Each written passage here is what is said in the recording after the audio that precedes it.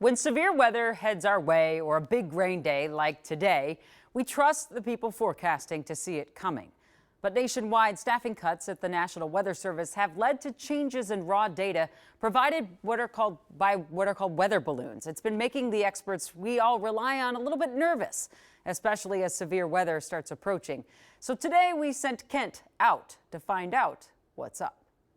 When Wednesday's weather first rolled in, the KARE 11 weather team relied on a trusted tool. This is when we had the heavy rain this morning. And we know that as meteorologists because the dew point and the temperature they're touching all the way up the atmosphere. So it's a heavy rain sounding. That so-called sounding data was produced by a similar sounding This is the Radiosonde. old school device. It's got this little antenna here. It connects with the balloon. They launch these, twice a day from Chanhassen.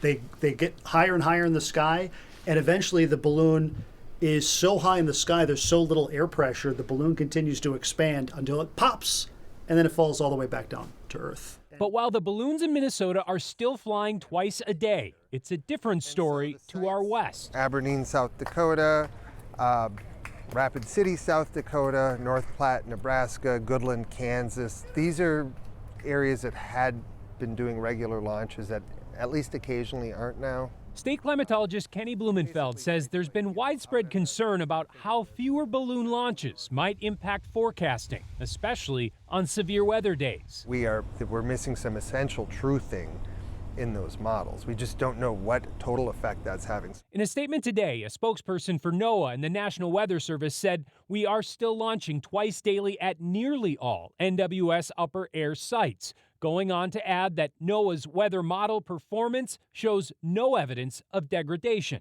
Yeah, I don't even really want to comment on that. There aren't as many balloons. We know that. We can see which ones are being launched, and we're missing morning balloon launches on the plains. But it does seem like forecasters have been doing about as well as they've always done. But Kenny says that's not the only concern. If we lose a lot of the balloon data, it becomes harder to do long-term analyses. How do we understand what's been happening to the atmosphere over time if we don't have measurements for it? As for our forecasting, Over 98% of all weather is actually gathered by our high-powered satellites now. Chief Meteorologist John Ziegler says airplane readings have also helped supplement the data provided by balloons. But he says he's still concerned by what a decrease in launches says about what's on the horizon. I think the main concern is, okay, they're going to cut that. You're going to cut some research. Is that the beginning? Is it a domino effect?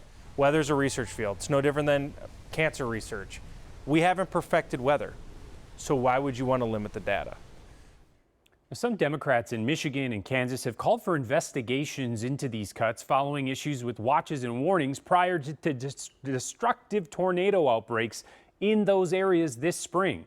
But Blumenfeld says pinpointing exactly how a weather balloon launch may have contributed would be extremely hard, given how many different data points are used by our national forecasters. Jana. It is remarkable how much goes into just giving you a forecast every day, more and more data each year. Absolutely. Thanks so much, Kent. We'll be right back.